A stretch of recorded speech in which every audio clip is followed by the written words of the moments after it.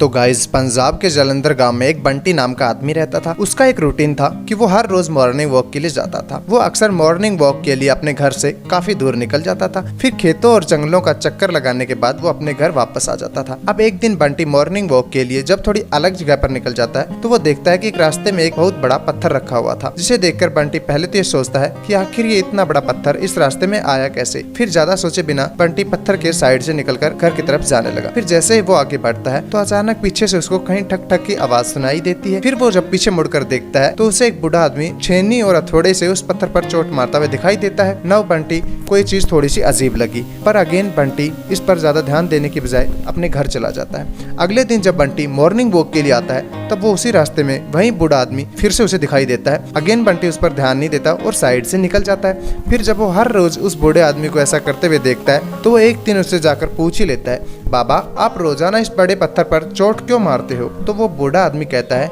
बेटा ये पत्थर रास्ते के बीच में बहुत सालों से पड़ा हुआ है। मैं देखता हूँ कि इसकी वजह से लोगों को आने जाने में बहुत सी परेशानी होती है, इसीलिए मैंने ये सोचा रखा है कि मैं इस पत्थर को हटा कर रहूंगा। तभी बंटी पूछता है, ये काम कितने टाइम से कर रहे हैं? तभी वो बूढ़ा आदमी बोलता है कि मैं लगभग 4 हफ्तों से काम कर रहा हूँ। बूढ़ा आदमी के इतना कहते ही बंटी उस पत्थर को देखता है। इतने टाइम से इस पत्थर पर चोट मारने के बावजूद भी इस पत्थर पर कोई दरार नहीं आई थी। इसे देखकर बंटी ये सोचने लगता है, शायद ये बूढ़ा आदमी सटिया गया है और बेकार में अपना टाइम और एनर्जी वेस्ट कर रहा है। तो सोचकर वो घर चला जाता है। फिर अगले दिन जब वो उसी बूढ़े आदमी को उसी पत्थर पर चोट मारते हुए देखता है तो उनसे कहता है, बाबा जब आप देख ही रहे हैं इस पत्थर पर कोई इफेक्ट नहीं पड़ा रहा तो आप इस पत्थर पर चोट मारना बंद क्यों नहीं कर देते? तो बूढ़ा आदमी कहता है, नहीं बेटा मैं ये काम करना नहीं छोड़ूंगा, क्योंकि मुझे पता है ये पत्थर एक न एक दिन जरूर टूट जाएगा। तो बंटी को उस आदमी का ये पागलपन बहुत अजीब लगने लगता है और वो वहाँ से इरिटेट होकर वापस चला जाता है। फिर ऑफिस में काम ज़्यादा बढ़ जाने की वजह से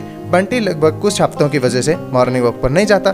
देन करीब 5 हफ्तों के बाद उसका काम कम होता है तो वो वापस से उसी नॉर्मल रूटीन में आ जाता है। मॉर्निंग वॉक करते वक्त जब बंटी उसी रास्ते से निकलता है वो देखता है कि वो बड़ा सा पत्थर अभी भी वहाँ पर रखा हुआ है, पर इस बार वो बुजुर्ग आदमी नहीं था। बंटी सोचता है कि वो शायद अपनी बेवकूफ़ी की वजह से हार मानकर घर बैठ गया होगा, लेकिन तभी उसको दोबारा से उस छेनी और हथेड़ों की आवाज़ सुनाई देने लगती है जो पत्थर के दूसरी तरफ से आ रही है। वो दूसरी तरफ जाकर देखता है तो अगेन उसको वहीं पर वो बुजुर्ग आदमी मिलता है। बंटी उनसे कहता है, क्या बाबा आप भी क्यों इतने टाइम से मेहनत कर रहे हो, जब आपको पता ही है कि जब इस पत्थर पर आपसे कोई फर्क नहीं पड़ रहा है तो अपना टाइम क्यों खराब कर रहे हो? तो इस बार बूढ़ा आदमी कोई जवाब नहीं देता है और अपने काम में लगा हुआ होता है। जब बूढ़ा आदमी बंटी को कोई रिस्पॉन्स नहीं देता तो बंटी वापस से जाने लगता है, लेकिन जैसे ही कुछ दूर जाने के बाद तभी उसे कुछ आवाज सुनाई देती है बहुत जोर से गिरने की। तो वो पीछे मुड़कर देखता है तो देखता है कि वो बड़ा सा पत्थर 2 टुकड़ों में टूट चुका है। ये देखकर बंटी चौंक जाता है और वो दोबारा से उस बूढ़े आदमी के पास जाता है और कहता है, अरे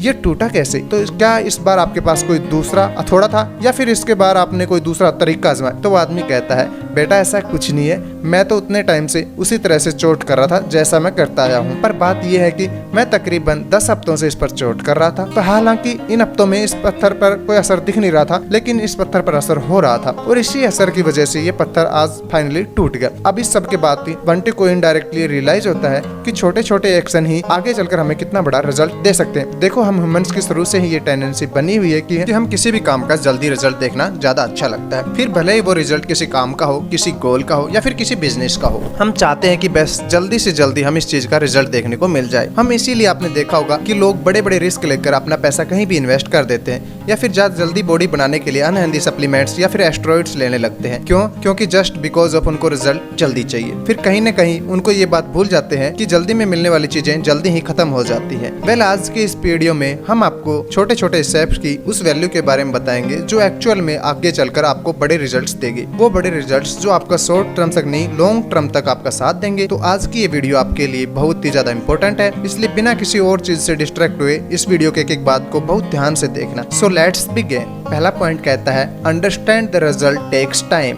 जब भी हम किसी काम को शुरू करते हैं तो काम शुरू करने से पहले ही या फिर थोड़ा बहुत करके ही हम ये सोचने लगते हैं कि बस जल्द से जल्द हम इसके रिजल्ट देखने को मिले, पर इन रियलिटी ऐसा नहीं होता, क्योंकि किसी भी काम के रिजल्ट आने में टाइम लगता है और जब वो टाइम हम उस काम को दे नहीं पाते और वो पूरा नहीं हो पाता, फौरन ही हम उससे हार मानकर उसको क्विट कर देते हैं। एग्जाम्पल, मान लीजिए आपका वेट थोड़ा बढ़ गया और आप उस वेट को घटाना चाहते हैं, जिसके लिए आप जिम ज्वाइन कर लेते हैं। अब आप 1-2 हफ्ते बाद आप खुद को मिरर में देखते हैं तो आप देखते हैं कि आपको कोई फर्क नहीं पड़ा, जिसकी वजह से आपको ये लगता है कि यार जिम जाना मेरे बस की बात नहीं, क्योंकि इससे तो मेरी बॉडी में कोई बदलाव ही नहीं आ रहा, और ये सोचकर हम जिम को क्विट कर देते हैं। पर क्या सच में जिम जाना या फिर वर्कआउट करना टाइम वेस्ट करना है? बिल्कुल नहीं, राइट। क्योंकि सिर्फ वर्कआउट करने से जो पेन होता है उसका रिजल्ट हमको देखने को नहीं मिलता, तो हम खुद ही गिव अप कर देते हैं। लेकिन इंटरनली हमारी बॉडी में चेंजेस आते हैं जो शुरुआत में इतने माइनर होते हैं कि हमें पता ही नहीं चलता, बट धीरे धीरे कंसिस्टेंसी से काम करते रहने पर रिजल्ट अपने आप ही दिखने लगता है। जो कहानी हमने आपको बताई थी, उस कहानी के अंदर भी उस बूढ़े आदमी ने कई दिनों तक उस पत्थर पर चोट मारी थी,